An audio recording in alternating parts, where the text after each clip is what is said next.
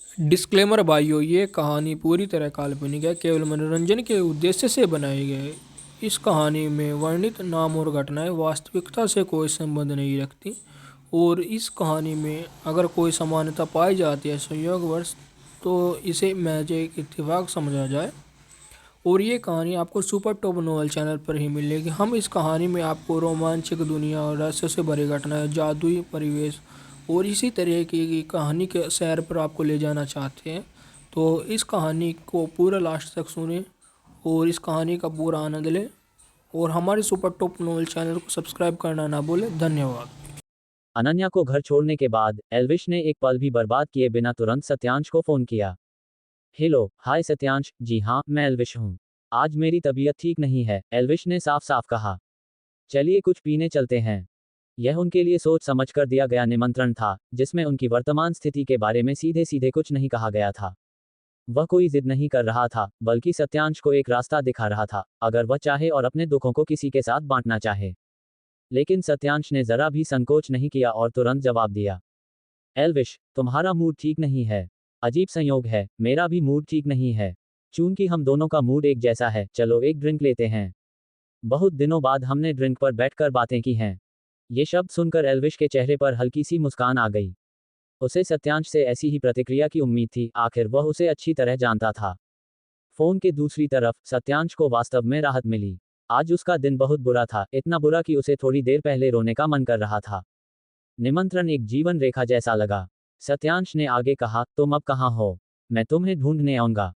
मैं बांद्रा प्लाजा के पास हूँ, एल्विश ने लापरवाही से जवाब दिया। सत्यांश की आंखें थोड़ी चौड़ी हो गईं। ऐसा कैसे हो सकता है?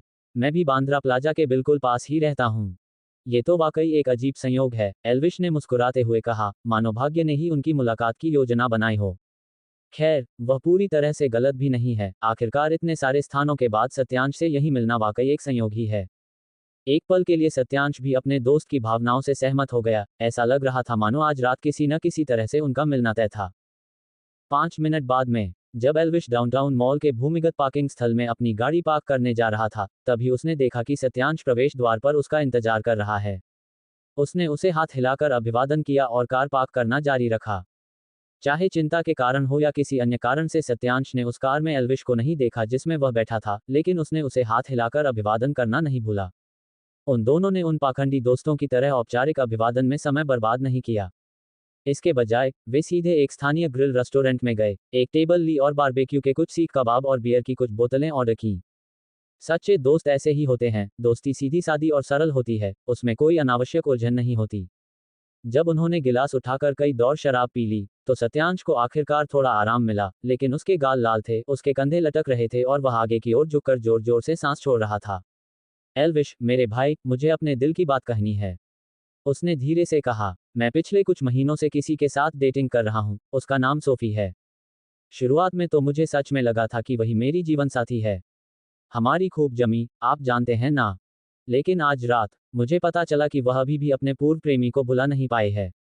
और अब सच कहूं तो मेरा मन करता है कि मैं शराब में डूब जाऊं। सत्यांश की आवाज आखिरकार टूट गई, और एल्विश को यह देखकर आश्चर्य हुआ कि उसकी आंखों में आंसू भर आए। वह लगभग 2 घंटे तक गोलमोल बातें करता रहा कि वह सोफी को कैसे जानता था, उन दोनों के बीच चीजें कैसे गर्मा गईं, और कैसे सब कुछ तब बिखर गया जब उसे महसूस हुआ कि उसके पूर्व प्रेमी की छाया उनके जीवन में हर चीज पर मंडरा रही है। जब सत्यांश ने आखिरकार बोलना बंद किया, तो एल्विश ने हिचकिचाते हुए पूछा, तो अब सोफी के साथ आपके रिश्ते का क्या? आप क्या करना चाहते हैं? सत्यांश ने अपनी कनपटी को सहलाया, वह असमंजस में दिख रहा था। मुझे तो अब ये भी नहीं पता। मेरे मन का एक हिस्सा मुझे कह रहा है कि इसे खत्म कर दो, किसी को चोट पहुंचाने से पहले ही दूर चले जाओ। लेकिन मेरा एक और हिस्सा लगातार दुविधा में है। मुझे सच में नहीं पता कि अब सही क्या करना चाहिए। एल्विश ने पीठ टिकाए और एक हल्की सी आह भरी। उसे पहले से ही जवाब पता था। अगर सत्यांश इतना परेशान था, तो अपने अंतर्मन में वह अभी भी सोफी को जाने देने के लिए तैयार नहीं था। अन्यथा भ्रम की कोई बात नहीं होगी, केवल दृढ़ संकल्प होगा। उसने मन ही मन सोचा, अगर मैं उसकी जगह होता और अगर मेरी प्रेमिका अभी भी अपने पूर्व प्रेमी से चिपकी रहती, यहाँ तक कि पुरानी सालगिरह की तारीखों को अपने फोन के पासकोड के रूप में सेट कर लेती और अभी भी उसके द्वारा दिए गए उपहारों का जिक्र करती, तो मैं तुरंत रिश्ता खत्म कर देता। मुझे कोई संदेह नहीं है और मुझे बिल्कुल भी पछतावा नहीं है। सत्यांश अभी भी उसी बात पर अटका हुआ था। ये सुनकर एल्विश ने अपने जबड़े भींच लिए। अगर सोफी सचमुच सत्यांश से प्यार करती है तो शायद बात बन जाए, लेकिन अगर वह उसे बेवकूफ़ बना रही है तो मेरे दोस्त को बहुत दुख होगा। उसने सत्यांश के कंधे पर हल्के से थपथपाया, जिससे सत्यांश मुस्कुरा उठा। ठीक है यार, आज रात के लिए इतना ही काफ़ी है। तुम बहुत समय से यह बोझ ढो रहे हो। चलो कहीं चलते हैं ताकि तुम्हारा ध्यान इस बात से हट जाए। चलो गली के उस पार मसाज पार्लर चलते हैं। आपको आराम करने की जरूरत है, खुद को नशे में धुत करने की नहीं। सत्यांश ने हल्की सी मुस्कान के साथ कहा, क्या तुम्हें सच में लगता है कि मालिश से यह समस्या हल हो जाएगी? एल्विश मुस्कुराया, नहीं, लेकिन इससे तुम्हारी गर्दन की अकड़न ठीक हो सकती है। एक बार में एक ही काम, भाई। चलो चलते हैं। Parking garage. सत्यांश की आंखें अविश्वास से चौड़ी हो गईं। वह एक कदम आगे बढ़ा और चमचमाती कार को गौर से देखने लगा। यह मुमकिन नहीं है। चाबियां, क्या आपके पास हैं? एल्विश ने चाबी लहराए और मुस्कुराते हुए उसे हिलाया। अंदर बैठ जाओ। सत्यांश ने आलीशान इंटीरियर पर नजर डालते हुए हिचकिचाते हुए कहा, ये कार लाखों की है। अगर इस पर एक खरोंच भी आ जाए तो क्या होगा, मैं सोच भी नहीं सकता। एल्विश हंस पड़ा, आराम करो, गाड़ी मेरी है। वैसे भी तुम मेरे दोस्त हो, बस बैठो। एल्विश ने हल्के से खींचते हुए सत्यांश को सीट पर बिठा दिया। जैसे ही इंजन चालू हुआ, एल्विश ने शांत लेकिन आत्मविश्वास से भरे चेहरे से उसकी ओर देखा। दरअसल मुझे अभी अभी एक तरीका सूझा है जिससे मैं तुम्हें सोफी से मिलवा सकता हूँ, लेकिन पहले मुझे तुम्हारी सहमति चाहिए। सत्यांश की आंखें चमक उठीं। कोई रास्ता बताओ, अभी बताओ। एल्विश थोड़ा पीछे झुक गया और हल्की सी मुस्कान के साथ बोला, बात बहुत सीधी है। हम सोफी के बॉयफ्रेंड को पैसों से परखने वाले हैं, लेकिन ये थोड़ा नैतिक रूप से संदिग्ध है। अगर आपको ठीक नहीं लग रहा है तो हम इसे छोड़ देंगे। सत्यांश ने सोचते हुए पलकें झपकाईं। मुझे इसके बारे में सोचने के लिए समय चाहिए। मैं आपको कल फोन करूंगा। एल्विश को अपने पुराने दोस्त सत्यांश से मिले 2 दिन हो गए हैं और उन्होंने ड्रिंक्स के दौरान सत्यांश की गर्लफ्रेंड के बारे में बात की। सुबह के समय एल्विश ने अभी अभी अपना नाश्ता खत्म किया ही था कि अचानक उसका फोन बजने लगा। जब एल्विश ने आखिरकार फोन उठाया तो कॉलर आईडी पर सत्यांश का नाम दिखाई दिया। एल्विश ये देखकर हैरान था कि उसका दोस्त इतनी जल्दबाजी में फोन कर रहा था, क्योंकि जब वह नाश्ता बना रहा था तब उसके फोन पर 5 मिस्ड कॉल थीं। कॉल लगते ही एल्विश को सत्यांश की बेकाबू सांसें सुनाई दीं। उनकी आवाज उत्साह से कांप रही थी, मानो उनकी भावनाएं उमड़ रही हों। ये बेचैन, अस्थिर और लगभग हताश करने वाला लग रहा था।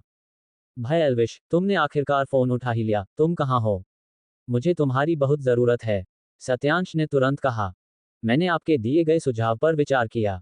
मैंने इस बार मन बना लिया है कि मैं इसे करूंगा। बस एक बार मेरी मदद कर दीजिए। एल्विश ने संदेह से अपनी भौहें सिकोड़ लीं।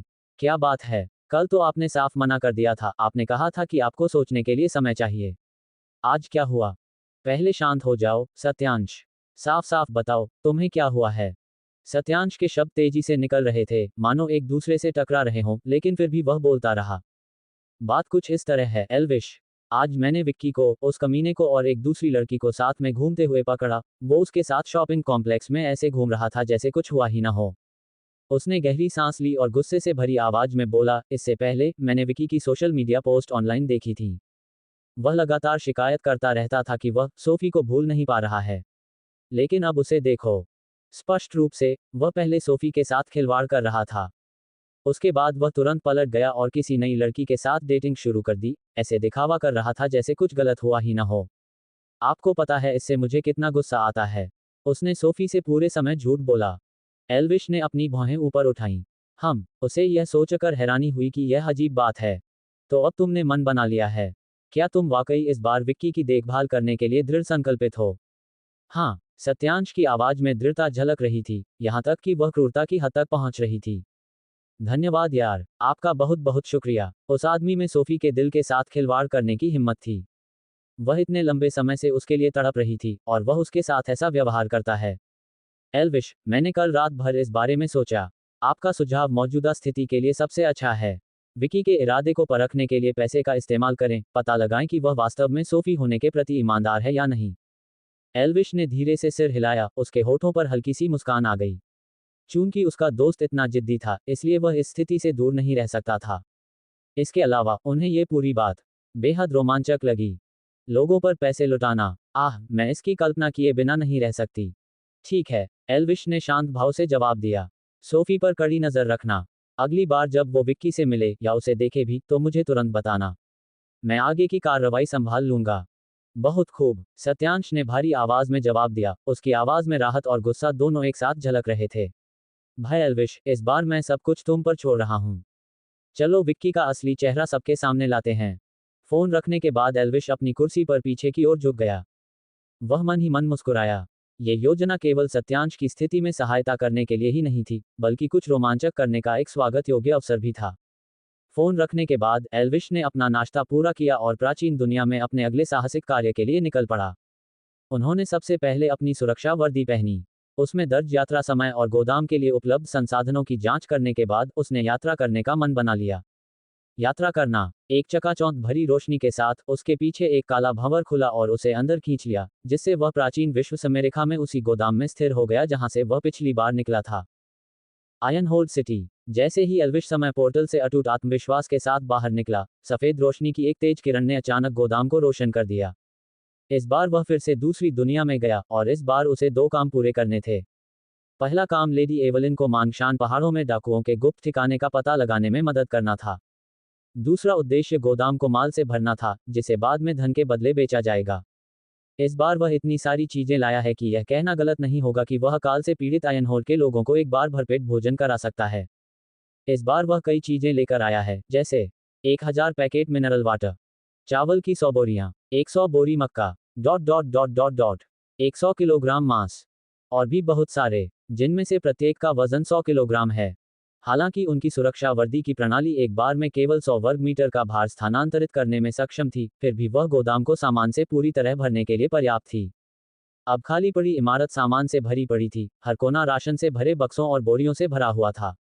एल्विश ने अपने सूट पर लगे सिस्टम इंटरफेस को देखा और बड़बड़ाया, क्योंकि सिस्टम को अभी तक अपग्रेड नहीं किया गया है, इसलिए मैं पूरी बैटरी के साथ यहाँ केवल 8 घंटे ही रह सकता हूँ। मुझे हर पल का सदुपयोग करना होगा। डाकुओं का अड्डा आज ही ढूंढना होगा। उसने अपने हाथ में पकड़े छोटे काले डिब्बे पर नीचे की ओर देखा। उसके अंदर विशेष रूप से डिजाइन किया गया निंजा यूएवी ड्रोन पड़ा था, जो एक हाईटेक ड्रोन था जिसे उसने यात्रा से पहले निगरानी के लिए अलग रखा था। इसे बाहर ले जाकर एल्विश ने एक फटा हुआ नक्शा खोला जो लॉर्ड हॉटवेल ने उसे पिछली बार समय यात्रा के दौरान दिया था। इस मानचित्र में मांगशान पर्वतमाला की सामान्य रूपरेखा दर्शाई गई थी। आधुनिक लोगों की नज़र में नक्शा बहुत ही कच्चा और अपूर्ण था, जिसमें भूभाग और वनस्पतियों के बारे में कई विवरणों की कमी थी। लेकिन एल्विश के लिए एक कच्चा नक्शा ही काफी था। इसकी मदद से एल्विश कम से कम आयन होल्ड के संबंध में मंगशान पर्वतमाला की सामान्य दिशा का पता लगा सकता था, और यह उसके लिए डाकुओं के ठिकाने का पता लगाने के लिए पर्याप्त था। भनभनाहट, भनभनाहट, भनभनाहट, भनभनाहट, भनभनाहट, भनभनाहट, भनभनाहट, भनभनाहट, भनभनाहट। ड्रोन धीरे धीरे हवा में ऊपर उठने लगा। एल्विश ने एक पल भी बर्बाद नहीं किया। उसने अपना वीआर हेडसेट पहना और निंजा यूएवी को शहर के बाहरी इलाके में स्थित मंगशान पर्वत श्रृंखला की ओर उड़ाया। आयन होल्ड शहर बहुत विशाल था, जो घाटियों और मैदानों में फैला हुआ था। सौभाग्यवश दक्षिणी द्वार मंगशान से कुछ ही दूरी पर स्थित था।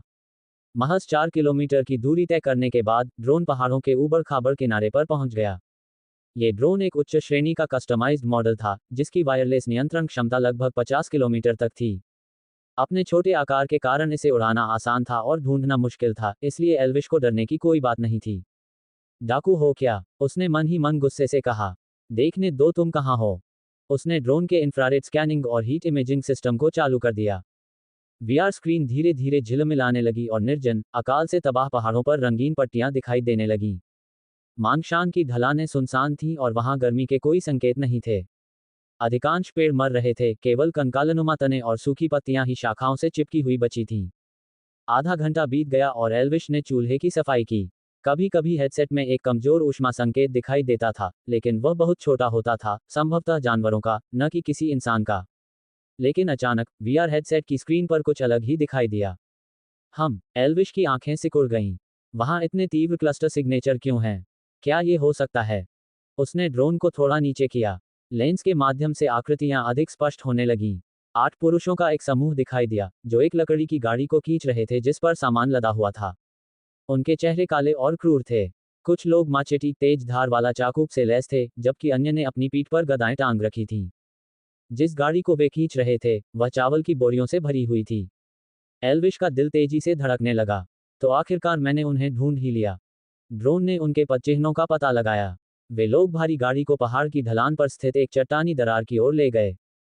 पहली नज़र में तो ये गिरे हुए पत्थरों के ढेर से ज्यादा कुछ नहीं लग रहा था, लेकिन एल्विश हेडसेट के जरिए ध्यान से देख रहा था और अचानक उसे यह बात समझ में आ गई। इसमें कोई आश्चर्य की बात नहीं कि कोई उन्हें ढूंढ नहीं सका।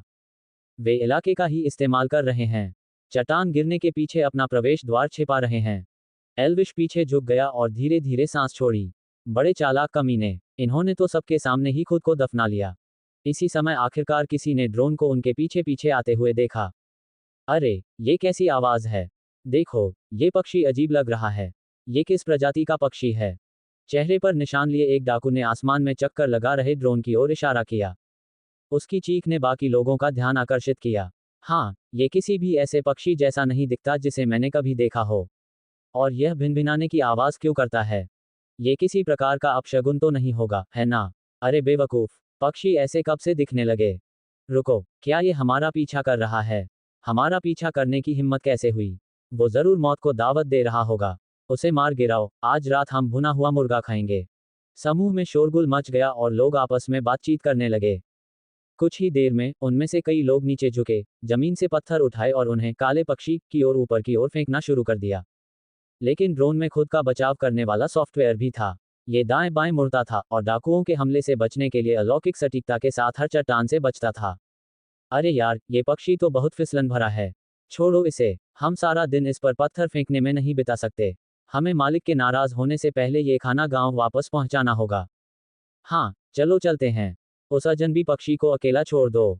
गुर्राते हुए डाकुओं ने अपने प्रयास छोड़ दिए और भारी लकड़ी की गाड़ी को पहाड़ के जंगल में और आगे खींचते चले गए। काफी पीछे रह गए एल्विश ने आखिरकार राहत की एक हल्की सांस ली। सौभाग्य से ड्रोन तेज था और उनके हमलों से बचने में कामयाब रहा।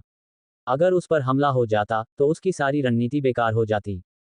उस विचार को झटकते हुए उसने कंट्रोलर को और कसकर पकड़ लिया। पीछा करना अभी शुरू ही हुआ था कि उसने ड्रोन को आगे निर्देशित किया और चुपचाप डाकुओं का पीछा करते हुए पहाड़ों में गहराई तक चला गया। जब डाकू पहाड़ में दाखिल हुए तो वे लगभग 100 मीटर चले और फिर एक नंगी चट्टान के किनारे पर आ गए। खाई के उस पार बाएं और दाएं चारों ओर सन्नाटा छाया हुआ था और उसके ऊपर लोहे की 3 भारी जंजीरें लटकी हुई थीं, जिनकी लंबाई 300 मीटर या उससे अधिक थी, जो पहाड़ की हवा में कमजोर रूप से झूल रही थीं। लुटेरों में से एक ने अपने होंठ सिकोड़े और लयबद्ध ढंग से कुछ सीटियां बजाईं। कुछ देर बाद धातु की कड़ियों के हर झटके के साथ चरमराते हुए लकड़ी का एक बड़ा बक्सा विपरीत दिशा से जंजीरों पर सरकता हुआ आया। जल्दी करो, इसे भर दो, चेहरे पर निशान वाले डाकू ने चिल्लाकर कहा। बाकी लोगों ने लूटे गए अनाज के थैलों को बक्से में तब तक फेंका जब तक कि वह पूरी तरह से भर नहीं गया। फिर सीटी की एक और श्रृंखला सुनाई दी। दूर से अदृश्य हाथों ने रस्सियों को खींचा, जिससे भार खुले भूलभुलैया में सरकने लगा। बक्सा 2 बार आगे पीछे गया, एक बार राशन ले जाने के लिए और दूसरी बार डाकुओं को ले जाने के लिए। वीआर चश्मे से देखते हुए एल्विश ने महसूस किया कि उसकी हृदय गति बढ़ गई है। उसकी आंखें फटी रह गईं और उसने धीरे से खुद से कहा, इन डाकुओं ने सचमुच अपना ठिकाना यहां छिपा रखा था, एक चट्टान के किनारे पर। उसने ड्रोन से जूम करके पथरीले इलाके के हर पहलू को देखा, जिसमें पहाड़ी दर्रे पर जमा हुए बड़े बड़े पत्थर भी शामिल थे, जो किसी भी आसान रास्ते को अवरुद्ध कर रहे थे। अपने निशान मिटाने के लिए मंगशान के दुर्गम भूभाग का उपयोग करते हुए उसने बुदबुदाया, पत्थरों से एकमात्र मार्ग अवरुद्ध करना और लोहे की जंजीरों पर भरोसा करते हुए पीछा करने की कोशिश करने वाले किसी भी मूर्ख व्यक्ति से पीछा छुड़ाने के लिए। इसमें कोई आश्चर्य नहीं कि वे इतने बेलगाम हैं, क्योंकि उनमें आयनहोल शहर के लिए भेजे जा रहे राहत अनाज को भी चुराने की हिम्मत है। वे केवल क्रूर ही नहीं हैं, बल्कि उनके पास कई तरकीबें भी हैं। वर्तमान युग में किसी भी इंसान के लिए इस गुप्त स्थान को ढूंढना असंभव होता। जब तक कोई गद्दार डाकुओं के बारे में जानकारी न दे दे, तब तक पहाड़ों में ऐसे किसी ठिकाने के अस्तित्व की कल्पना करना भी असंभव था। एल्विश थोड़ा पीछे की ओर झुक गया, उसकी आंखों में एक तेज चमक दिखाई दी। उनका अफसोस कि वे संयोगवश मुझसे टकरा गए, उसने हल्की मुस्कान के साथ फुसफुसाते हुए कहा।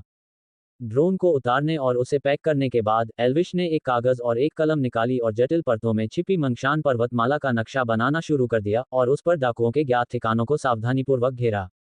अपनी असाधारण स्केचिंग क्षमताओं के कारण उन्होंने आधे घंटे से भी कम समय में अपना काम पूरा कर लिया। मुझे तो यह चित्र ठीक लग रहा है, एल्विश ने खुद पर गर्व करते हुए कहा। देखने में नक्शा साफ सुथरा और सुव्यवस्थित लग रहा था, हर रेखा, हर स्ट्रोक कुशलता से बनाया गया था, हर निशान उस पर एकदम सटीक रूप से उकेरा गया था। ये हो गया है, अब मुझे बस इसे मिस एवलिन के घर पर छोड़ना है और मिशन पूरा माना जाएगा। नक्शे को साफ सुथरे वर्गाकार आकार में मोड़कर एल्विश ने उसे अपनी जेब में रख लिया। दूर छिपे डाकुओं पर आखिरी नजर डालने के बाद पहाड़ों पर चढ़ने से थके हुए अपने हाथों और पैरों को आलस से फैलाते हुए वह फिलहाल जाने की तैयारी करने लगा। उनसे सीधे टकराव करना सरासर मूर्खता होगी। मैं उन उग्र स्वभाव वाले नायकों की तरह नहीं हूं जिनके चारों ओर खतरों से बचाने वाला एक आदर्श आवरण होता है।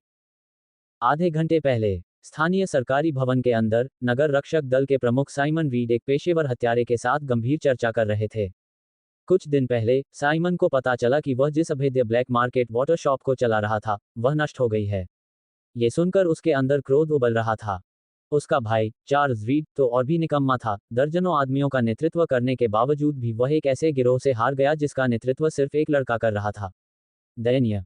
रीड परिवार के नाम पर कलंक। लेकिन साइमन को सबसे ज्यादा गुस्सा इस बात पर आया कि नाथन हॉटवेल ने न केवल उसका कारोबार बर्बाद कर दिया बल्कि उसकी प्रतिष्ठा को नुकसान पहुंचाने वाले सभी लोगों के सामने उसकी कालाबाजारी वाली पानी की दुकान को भी पूरी तरह से ध्वस्त कर दिया। यह उनकी सत्ता के लिए एक सीधी चुनौती थी। उस दुकान की कमाई ने उन्हें धनी बना दिया था, उन्हें पहले ही मुख्य कांस्टेबल के पद पर पदोन्नति दिला दी थी और यहां तक कि उन्हें उच्च वर्ग के कई शक्तिशाली रईसों के साथ संबंध भी बना लिए थे। उस अवैध व्यापार की बदौलत उनका करियर पूरे जोश में था और अब सब कुछ नष्ट हो गया था। उसकी भविष्य की योजनाएं, उसकी महत्वाकांक्षाएं, सब कुछ उसकी पानी की दुकान के साथ धूल में मिल गया था। इसके बाद साइमन रीड अब और चुप नहीं बैठ सकता था। उसने अपने मन में बदला लेने की योजना पहले ही बना ली थी। वह नाथन हॉटवेल को मरा हुआ देखना चाहता था। एक बार नाथन के बाहर हो जाने के बाद हॉटवेल परिवार एक शक्तिहीन शेर की तरह रह जाएगा और साइमन का तब तक जाने का कोई इरादा नहीं था जब तक उसे यह पता न चल जाए कि नाथन को पानी की इतनी प्रचुर मात्रा कहां से मिली थी। हत्यारे के लिए साइमन का मिशन बहुत सीधा सादा था। केवल दो ही चीजें मायने रखती थीं। सबसे पहले नाथन हॉटवेल को मरना था। दूसरा, वह ये जानना चाहता था कि नाथन हॉटवेल जिस पानी को बेच रहा था वह वास्तव में कहां से आया था। आज हत्यारे से मिलने का उसका एकमात्र कारण उससे ये दो काम करवाना था। मेरी शर्तें सीधी सादी हैं, साइमन ने बेपरवाही से कहा। तुम्हें नाथन को मारना होगा और यह पता निकालना होगा कि हॉटवेल परिवार को पानी कहां से मिलता है और मैं तुम्हारे इस जघन्य अपराध को माफ कर दूंगा। मैं आपको इस शहर में बिना किसी आरोप के एक स्वतंत्र व्यक्ति के रूप में रहने का दूसरा मौका भी दे सकता हूं। उसके सामने खड़ा व्यक्ति आयनहोल्ड शहर का कोई साधारण अपराधी नहीं था। जेकब स्टोन एक सीरियल किलर था, एक ऐसा व्यक्ति जिसने हिंसक और क्रूर तरीकों का इस्तेमाल करके अपने शरीर को प्रशिक्षित किया था। उनकी मार्शल आर्ट पौराणिक थी। प्रशिक्षण के बाद उनकी हड्डियां और मांस कवच की तरह सख्त हो गए थे। अगर जेकब नशे में धुत होकर सड़क पर बेहोश न पड़ा होता तो उसे पकड़ना लगभग नामुमकिन होता। जेकब ने प्रस्तावित शर्त सुनी और जोर से हंस पड़ा। हे, मुझे नहीं लगा था कि आपकी सरकार इतनी नीच हरकत करेगी। आप चाहते हैं कि मैं आपका गंदा काम करूं? उसकी आंखों में ठंडी चमक थी और कलाई और टखनों में बंधी बेड़ियां हर हरकत के साथ खनक रही थीं। क्या तुम्हें डर नहीं लगता कि जिस पल मैं आजाद होऊंगा तुम ही वो पहले आदमी होगे जिसे मैं मार डालूंगा? साइमन की मुस्कान और तीखी हो गई। चूंकि मैं तुम्हें ये नौकरी देने की हिम्मत कर रहा हूं तो जाहिर है मेरे पास तुम्हें नियंत्रित करने के कुछ तरीके हैं। मुझे पता चला है कि तुम्हारी बूढ़ी माँ शहर से कुछ दूर एक गांव में रहती है। एशेफोर्ड गांव है ना? बुजुर्ग लोग बहुत ही असुरक्षित होते हैं। दुर्घटनाएं बहुत ही साधारण होती हैं। नदी में गिर जाना, रास्ते में ठोकर लग जाना या दुखद रूप से डूब जाना। क्या आपको विश्वास नहीं होता कि उसके साथ ऐसी चीजें हो सकती हैं? खुली धमकी सुनकर जेकब की आंखें गुस्से से आग बबूला हो गईं। उसका चेहरा पीला पड़ गया, सांसें भारी हो गईं। तुम्हारी हिम्मत कैसे हुई मुझे मेरी मां की कसम देकर धमकाने की? कमीने। जब वह छटपटाया तो जंजीरें बेतहाशा बज उठी, जिसकी आवाज कोठरी में गूंज उठी। उसकी जानलेवा आभा इतनी तीव्र थी कि ऐसा लग रहा था मानो लोहा किसी भी क्षण टूट जाएगा। जिस व्यक्ति ने अपने शरीर को पत्थर की तरह कठोर बनाने का प्रशिक्षण दिया है, उससे यही उम्मीद थी, साइमन ने शांत भाव से कहा। आपकी शक्ति वास्तव में असाधारण है। अगर याकूब थोड़ा भी कम विद्रोही होता, तो साइमन वास्तव में उसे काम पर रखने के बारे में सोचता। उस तरह का व्यक्ति, जो अडिग, घातक और निर्दयी हो, किसी के भी हाथों में एक अमूल्य हथियार साबित हो सकता है। लेकिन कहावत है ना, शेर कभी झुकता नहीं। और साइमन को इस बात का पूरा ज्ञान था कि ऐसे पुरुषों को कभी भी वश में नहीं किया जा सकता। इसलिए उसका उपयोग करने का केवल एक ही तरीका था, एक बार और केवल एक बार। साइमन ने याकूब को जो वादा किया था, वह स्वाभाविक रूप से झूठ था। जैसे ही याकूब अपना काम पूरा कर लेता, साइमन अपने सैनिकों को उसे मारने का आदेश देता। इस योजना के दो फायदे थे। पहली बात तो यह है कि याकूब की मृत्यु के बाद नाथन द्वारा की गई हत्या को साइमन से कभी जोड़ा नहीं जा सका। दूसरा, एक सीरियल किलर का सफाया करने से साइमन को अपने वरिष्ठों के सामने काफी श्रेय मिलेगा। एक तीर से दो निशाने, एक सोची समझी रणनीति। साइमन की ठंडी मुस्कान और गहरी हो गई। मेरे पास समय नहीं है। अगर तुम इनकार करते हो तो अपनी माँ का शव लेने के लिए तैयार रहना। याकूब का क्रोध उबल रहा था, लेकिन अंततः उसके पास अपना सिर झुकाने के अलावा कोई विकल्प नहीं बचा था। उद्धरण चिन्ह डॉट डॉट डॉट। ठीक है, मैं कर दूंगा। बस मुझे बाहर जाने दो। आज पिछली बार की तुलना में थोड़ी अधिक भीड़ लग रही है। बक्सों से पूरी तरह भरे गोदाम के चारों ओर देखते हुए एल्विश ने मन ही मन कहा। फिर वह मिस्टर हॉटवेल की संपत्ति की ओर चल पड़ा। मुझे लगता है कि अब मुझे हॉटवेल परिवार के साथ आयनहोल्ड के विकास के मुद्दे और अकाल की समस्या को जल्द से जल्द दूर करने के तरीकों पर चर्चा शुरू कर देनी चाहिए, अन्यथा अगर मैंने ऐसा नहीं किया तो देर सवेर मुझे अपनी शुरुआती पूंजी ही बेचनी पड़ेगी, जो कि अच्छी बात नहीं है। स्वच्छ पानी के बदले सोना देने की रणनीति यहाँ लंबे समय तक कारगर नहीं होगी। पहली बात तो ये कि आयनहोल्ड में इतने अमीर परिवार नहीं थे। वर्तमान में अकाल के दौरान व्यापारी और सम्मानित रईस पीने योग्य पानी प्राप्त करने के लिए सोने का आदान प्रदान करते थे, लेकिन शहर में सोने का प्रचलन भी सीमित था। अगर एल्विश चाहे तो वह बेईमानी कर सकता है और स्थिति का फायदा उठाकर अकाल के वर्षों के दौरान इतना पानी बेच सकता है कि आयनहोल्ड की लगभग सारी संपत्ति खत्म हो जाए। संक्षेप में, इससे वह अपने क्षेत्र में किसी भी अन्य व्यक्ति की तुलना में कहीं अधिक अमीर बन जाएगा। लेकिन अंततः ये योजना दोषपूर्ण साबित हुई। शहर का दायरा बहुत छोटा था। वह प्लेट क्या थी? आधुनिक शब्दों में, ये शहरवासियों के पास मौजूद सभी सोने, चांदी और संपत्तियों का कुल योग, यानी समग्र धन भंडार था। मान लीजिए कि आयनहोल्ड के पास कुल 10 टन सोना था। एल्विश का व्यापार कितना भी शानदार क्यों न हो, वह अधिकतम 10 टन सोना ही निकाल सकता था। लेकिन अगर धन का भंडार बढ़ जाए, उदाहरण के लिए, अगर किसान जमीन को फिर से उपजाऊ बना सकें, अगर व्यापारी व्यापार फिर से शुरू कर दें, अगर कारीगरों का विकास हो, तो शहर की संपत्ति में भी वृद्धि होगी। और अगर नागरिक अमीर हो जाते, तो एल्विश को शहर को दिवालिया किए बिना उनसे अधिक सोना निकालने का अवसर मिल जाता। और यही मुख्य बात थी। ये भविष्य की योजना बनाने के बारे में था। जब अकाल समाप्त हुआ और आयनहोल्ड की अर्थव्यवस्था में तेजी आने लगी, तो प्लेट का विस्तार होगा। और इसके साथ ही एल्विश की संपत्ति में भी वृद्धि होगी। स्वाभाविक रूप से, मैं ये तो तय नहीं कर सकता कि सूखा कब खत्म होगा, उसने खुद से कहा। लेकिन मैं कम से कम हालात को उस दिशा में मोड़ने के लिए दबाव तो डाल सकता हूँ। अगर कुछ नहीं किया गया तो वह जल्द ही आयनहोल्ड में मौजूद सारा सोना खर्च कर देगा। धन का निरंतर प्रवाह सुनिश्चित करने के लिए शहर को स्वयं ठीक होने की आवश्यकता थी। सूखे को रोकना आवश्यक था। हालांकि सूखे को समाप्त करना आसान काम नहीं था। इसके लिए उसे सहयोगियों की आवश्यकता होगी। और इसलिए उन्होंने मिस एवलिन पर विचार किया, जो शहर के सबसे धनी परिवारों में से एक थी। उसके संसाधनों और प्रभाव के बल पर उसकी भव्य योजना को पूरा करना कहीं अधिक सरल हो जाएगा। क्या घर पर कोई है? Bang bang bang bang bang bang. निकलने के 5 मिनट से भी कम समय में एल्विश हॉटवेल के मनों में पहुंच गया और उसने दरवाजे पर जोर से दस्तक दी। उसकी आवाज शांत आंगन में गूंज उठी। उसने बार बार दरवाजा खटखटाया, लेकिन कोई जवाब नहीं आया। सन्नाटा अस्वाभाविक था। एल्विश के माथे पर शिकन और गहरी हो गई, उसकी इंद्रियां झंझनाने लगीं। कुछ गड़बड़ थी। बहुत ज्यादा सन्नाटा था। जैसे ही उसने ताला जांचने की कोशिश की, दरवाजा बंद नहीं है, उसने बड़बड़ाते हुए कहा। उसने हैंडल को जोर से धक्का दिया। एक जोरदार आवाज के साथ लकड़ी का दरवाजा खुल गया। जैसे जैसे ठंड बढ़ती गई, उसके सीने में डर भी बढ़ता गया। घर में कोई नहीं दिख रहा था। खुला दरवाजा लूसी की सतर्क दिनचर्या के बिल्कुल विपरीत था। वह इसे कभी खुला नहीं छोड़ती। संदेह करने के लिए यह एक पर्याप्त कारण था। एल्विश अंदर आया और चारों ओर देखा। पूरा कमरा अस्त व्यस्त पड़ा था। कुर्सियां उल्टी पड़ी थीं, तकिए इधर उधर बिखरे हुए थे और फर्श पुराने कपड़ों से ढका हुआ था। कुछ दूरी पर जाकर उसने देखा कि लूसी और मिस्टर हॉटवेल रस्सी से कसकर बंधे हुए थे। कपड़े से उनके मुंह बंद कर दिए गए। वे सिसकियां भर रहे थे, एल्विश को सचेत करना चाहते थे, लेकिन बेबस थे। हाय भगवान, दुश्मन ने हमें ढूंढ लिया है। एल्विश का दिल धड़क उठा और उसकी सांसें थम गईं। उसने अपना दाहिना हाथ हिलाया और अपनी कमर से बिजली का डंडा निकाला। अंधेरे में छिपे अज्ञात खतरे का सामना करने के लिए तैयार हो गया। मानो किसी संकेत के अनुसार, अचानक कुछ दूरी पर खड़े अंधेरे में से एक आदमी कूदकर बाहर आ गया। उसके सामने खड़ा व्यक्ति एक क्रूर और रक्तपिपासु आभा बिखेर रहा था। क्या तुम नाथन हो? अजनबी ने गंभीर स्वर में पूछा। तुम कौन हो? तुमने इन्हें क्यों बांध रखा है? मैं उन्हें बांधना नहीं चाहता था, लेकिन वे शोर मचा रहे थे। मेरे अंदर आते ही वे चिल्लाना बंद नहीं कर रहे थे, इसलिए मेरे पास उन्हें बांधने के अलावा कोई विकल्प नहीं था। वह अजनबी 2 मीटर से भी अधिक लंबा था। उसकी खुरदरी सूती कमीज उसके मांसल शरीर से चिपकी हुई थी।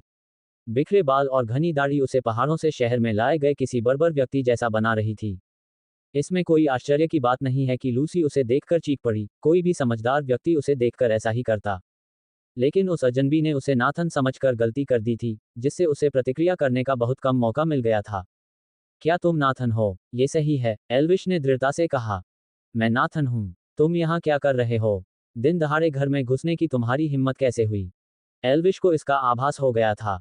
वह व्यक्ति यहाँ शांति के लिए बिल्कुल भी नहीं आया था। वह यहाँ मारने आया था। उसने खुद से पूछा कि हत्यारे को किसने भेजा होगा। हमले का मौका तलाशते हुए उसके दिमाग में कई विचार दौड़ रहे थे। अस्थायी रूप से उसने बिजली के डंडे का सहारा लिया। हा, अजनबी ने ठंडे स्वर में हंसते हुए कहा। तुम बहुत साहसी हो। तुमने तो कबूल भी कर लिया। अगर तुमने यह न कहा होता कि तुम नाथन हो और भागने की कोशिश न की होती, तो मैं अभी अभी तुम्हारा सिर इस पत्थर की तरह कुचल देता। उसने एक हाथ में पत्थर पकड़े हुए गुर्राते हुए कहा। एल्विश ये देखकर दंग रह गया कि पत्थर उस आदमी की हथेली के नीचे ही टूट गया। कोई चाल नहीं, कोई हथियार नहीं, केवल शुद्ध, भयावह शक्ति। निहत्था होते हुए भी वह पत्थरों को मिट्टी की तरह चूर चूर करने में सक्षम है। क्या ये वही प्राचीन काल की शक्तिशाली मार्शल आर्ट थी जिसके बारे में मैं पढ़ा करता था? एल्विश का दिल तेजी से धड़क रहा था। अब जाकर उसे अपने सामने मंडरा रहे खतरे का पूरा एहसास हुआ। सौभाग्यवश उसने नाथन होने के बारे में झूठ बोला था। फिर भी वह वास्तविकता को भी जानता था, चाहे वह स्वीकार करे या न करे, वह अजनबी उसे कभी भी जिंदा नहीं जाने देगा। दिखावा करने से उसे बस एक और मौका मिला, उस आदमी को बात करने के लिए बहकाने, उसके इरादे जानने और जीवित रहने का रास्ता खोजने का। यही उसका एकमात्र रास्ता था। आपने किसी ऐसे व्यक्ति को नाराज कर दिया है जिसे नहीं करना चाहिए था। अब वह व्यक्ति आपकी जान लेना चाहता है। मैं, जेकब स्टोन, आमतौर पर किसी की हत्या नहीं करता, लेकिन उसे मुझसे कुछ दुश्मनी है। इसलिए मुझे तुम्हें मारना पड़ेगा। मुझे खेद है। बिना किसी झिझक के जेकब एक तेंदुए की तरह झपटा। पलक झपकते ही वह एल्विश के सामने आ गया। उसकी विशाल मुट्ठी एल्विश के सिर पर वार करने के लिए तैयार थी। एक पल रुको, एल्विश ने बेबसी से चिल्लाया। उसका दिल जोर से धड़क रहा था। धिक्कार है। ये कैसा दरिंदा है। वह अजनबी तो पहले से ही यहाँ था, तेज, अजेय। एल्विश अभी तक टस से मस भी नहीं हुआ था। जेकब रुक गया। उसकी बर्फीली निगाहें और भी कस गईं। आपको और क्या कहना है? नहीं दोस्त, क्या तुम खुद अपनी बात का खंडन नहीं कर रहे हो? एल्विश हकलाते हुए बोला। उसके माथे से पसीना टपक रहा था क्योंकि उसके विचार उस अजनबी के पागलपन के साथ तालमेल बिठाने की कोशिश कर रहे थे।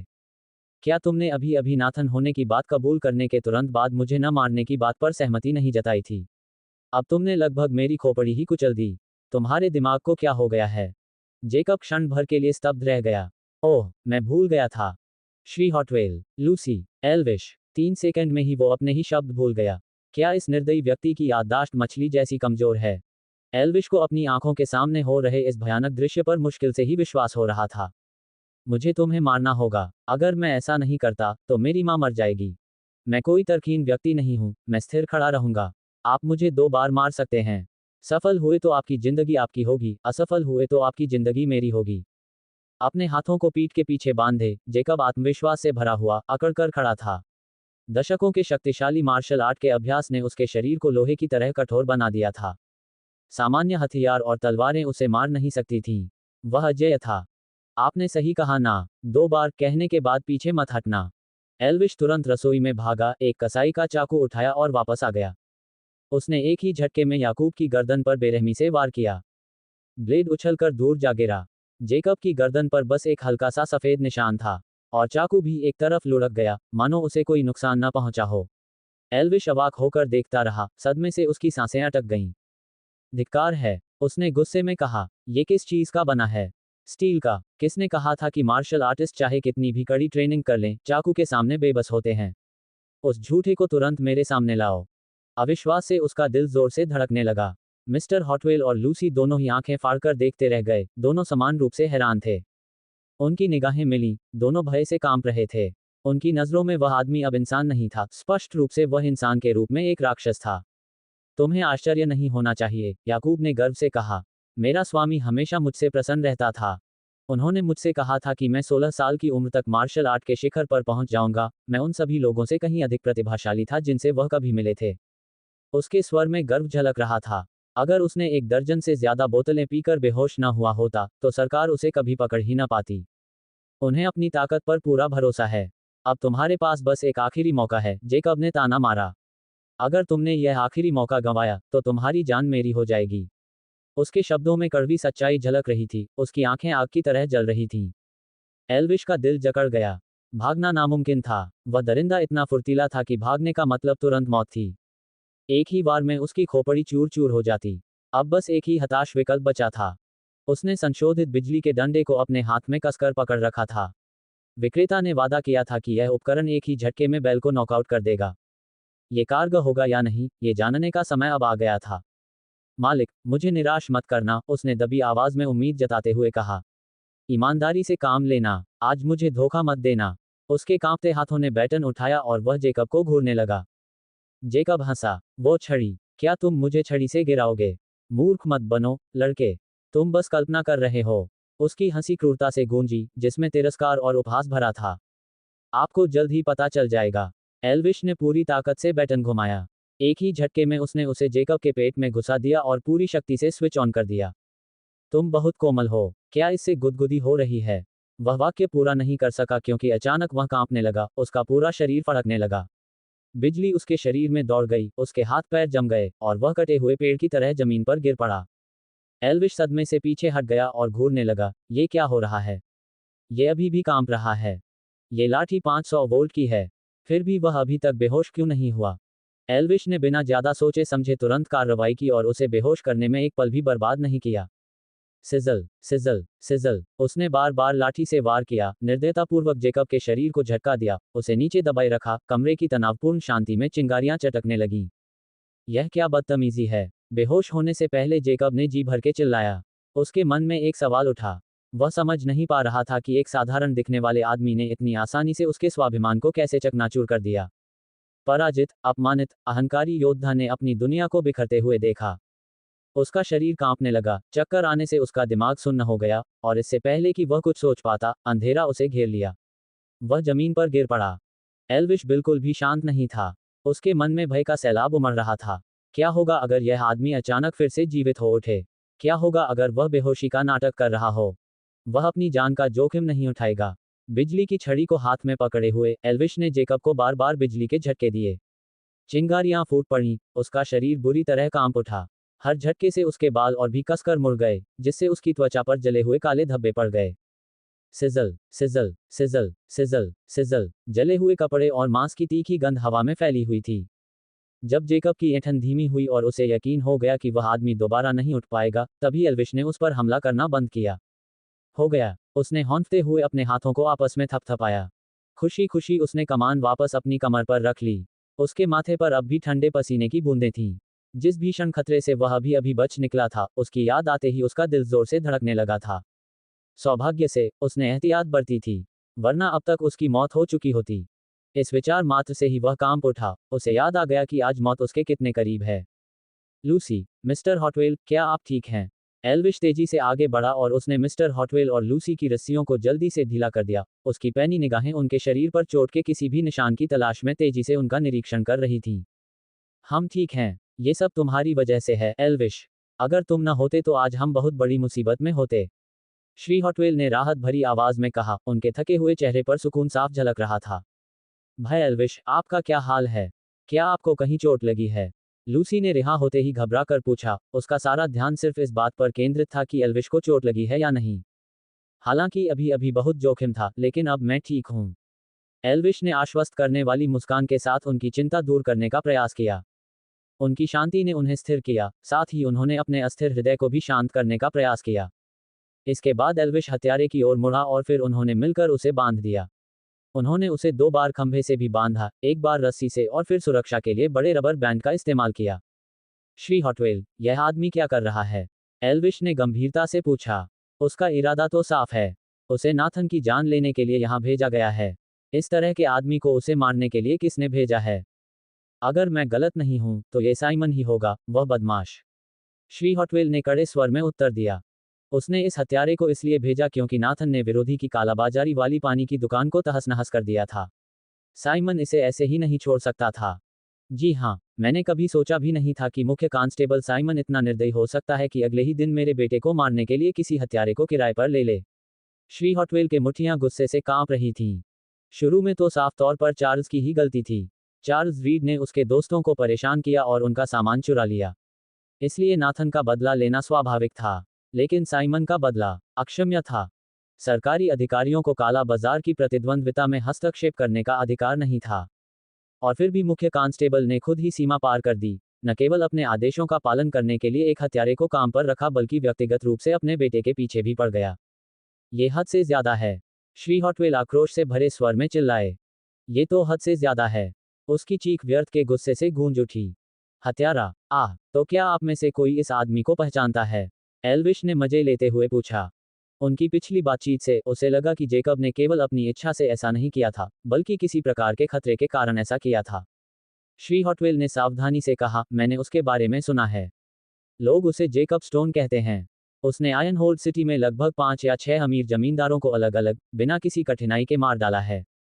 हालांकि सरकार उसे केवल इसलिए पकड़ पाई क्योंकि वह सड़क पर नशे में था, श्री हॉटवेल ने सिर हिलाते हुए आगे कहा।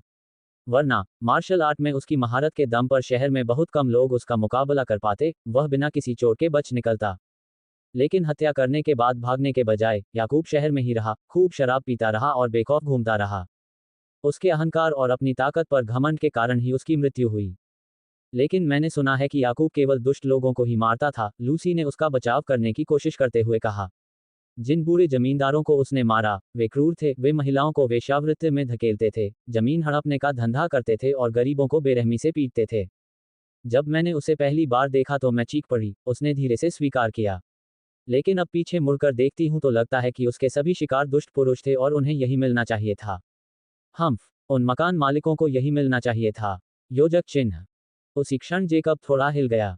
उसकी आंखें धीरे से खुलीं। जागते हुए भी उसका दिमाग अभी भी उथल पुथल में था, उसका शरीर कुछ ही क्षण पहले झेली गई यातनाओं से बहुत थका हुआ था। एल्विश ने बिजली की छड़ी को और कसकर पकड़ लिया। हे भगवान, यह आदमी तो वाकई बहुत जिद्दी है, उसने बड़बड़ाते हुए कहा। इतने झटके लगने के बावजूद यह अभी तक पूरी तरह बेहोश नहीं हुआ है। मुझे उस अजीब सी छड़ी से मत मारो, जेकब ने कमजोर स्वर में विनती की। मैं लड़ नहीं सकता। एल्विश को देखते ही उसकी आंखों में भय झलकने लगा। वह जानता था कि सामने खड़ा आदमी शारीरिक रूप से कमजोर है, लेकिन हाथ में उस हथियार के साथ कुछ और वार उसे तुरंत मार सकते थे। अब डर उसके स्वाभिमान पर हावी हो गया था। ठीक है, मुझे बताओ कि नाथन को मारने के लिए तुम्हें किसने भेजा था? एल्विश ने ठंडे लहजे में पूछा। साइमन रीड, मुख्य कांस्टेबल, जेकब ने बिना किसी झिझक के स्वीकार किया। उनकी आवाज बैठ गई थी और उनका दिमाग अभी भी सदमे से उबर रहा था, लेकिन फिर भी उनके मुंह से निकले शब्द इतने स्पष्ट थे कि कमरे में मौजूद हर कोई चौंक गया। मुझे पता था, श्री हॉटवेल ने दांत पीसते हुए कहा। ये वही था। श्री हॉटवेल क्रोध से कांप रहे थे, लेकिन उनके क्रोध के भीतर अत्यधिक चिंता अभी भी बनी हुई थी। साइमन कोई साधारण व्यक्ति नहीं था, वह एक बहुत शक्तिशाली अधिकारी था, जो उनकी वर्तमान पहुंच से पूरी तरह परे था। और एक हेड कांस्टेबल के रूप में वह हर चीज का कमांडर है। वे तो बस आम लोग हैं। अगर वे उसका सीधे सामना करेंगे तो उनकी जीत की कोई संभावना कैसे हो सकती है? श्री हॉटवेल का चेहरा निराशा और लाचारी से पीला और काला पड़ गया था। पिताजी, लूसी की आंखें आग की तरह भड़क उठीं। चूंकि साइमन पहले से ही मेरे भाई की मौत चाहता है, इसलिए हमारा अंत निश्चित है। अब हम डर नहीं सकते। हमें पलटवार करना होगा। उसके मुट्ठी दृढ़ संकल्प से कांप रही थी। एल्विश ने हैरानी से उसकी तरफ देखा। जिस लड़की को वह नाजुक समझता था, अब वह ताकत से भरी हुई लग रही थी। उसने हल्की सी मुस्कान दी। अच्छा, तुम सही हो। अगर मौत अटल है, तो कम से कम हमें हिम्मत से लड़ना चाहिए। लेकिन आप सभी को चिंता करने की जरूरत नहीं है। अगर हालात बेहद खराब हो जाते हैं, तो भी मेरे पास उसे बिना किसी को पता चले मरवाने के साधन मौजूद हैं। उसके शब्दों से लूसी का चेहरा लाल हो गया। शर्म से लाल होकर लूसी ने अपना चेहरा ढकते हुए दूसरी तरफ देखा। फिर भी उनके भीतर साहस की एक बार फिर से झलक दिखाई दी, जिससे कमरे में आशा का संचार हुआ। अरे हाँ, मैं कैसे भूल सकता हूँ। एल्विश को याद आया, अभी तुमने कहा था कि मजबूरी के चलते तुम नाथन को मारना चाहते हो। साइमन तुम पर किस तरह का दबाव डाल रहा है? किस धमकी ने आपको उसका आदेश मानने के लिए मजबूर किया? थके हारे जेकब को देखकर एल्विश अब उसके प्रति कोई द्वेष नहीं रख सकता था। भगवान की कृपा से वह अन्याय के खिलाफ खड़े होने के लिए उसका थोड़ा सम्मान भी करता था, हालांकि कभी कभी वह मूर्ख जैसा दिखता है। सत्यांश को सोफी की सच्चाई का पता चलने के बाद क्या वह एल्विश की नैतिक रूप से संदिग्ध योजना पर अमल करेगा, या दोस्ती के दबाव में आकर कोई और कदम उठाएगा? एल्विश ने जेकब जैसे अजेय योद्धा को हराने के लिए आधुनिक तकनीक का इस्तेमाल किया, लेकिन क्या ये जीत प्राचीन दुनिया के शक्तिशाली लोगों का ध्यान आकर्षित नहीं करेगी, जिससे उसके सामने और भी खतरे पैदा हो सकते हैं? मुख्य कांस्टेबल साइमन रीड एक शक्तिशाली अधिकारी है और वह नाथन को खत्म करने के लिए किसी भी हद तक जा सकता है। क्या एल्विश मिस्टर हॉटवेल और लूसी की रक्षा करते समय अनजाने में खुद को एक बड़े राजनीतिक खतरे में डाल देगा? मीरा ने एल्विश को खुलेआम फ्लर्ट करने की कोशिश की, लेकिन एल्विश ने उसे नज़रअंदाज कर दिया। क्या इससे मीरा का अहंकार चोटिल होगा और वह अब अनन्या के खिलाफ कोई ट्रिकी चाल चलेगी? एल्विश प्राचीन दुनिया में अपने मिशन को पूरा करने के लिए जल्दी में है, क्योंकि उसके पास सीमित समय है। क्या वह एक ही समय में सत्यांश की मदद और आयन होल्ड के खतरों को संतुलित कर पाएगा? क्या होगा अब इस कहानी में आगे? तो सुनते रहिए डेस्टिनी बिलेनियर सिर्फ सुपर टॉप नॉवेल चैनल पर।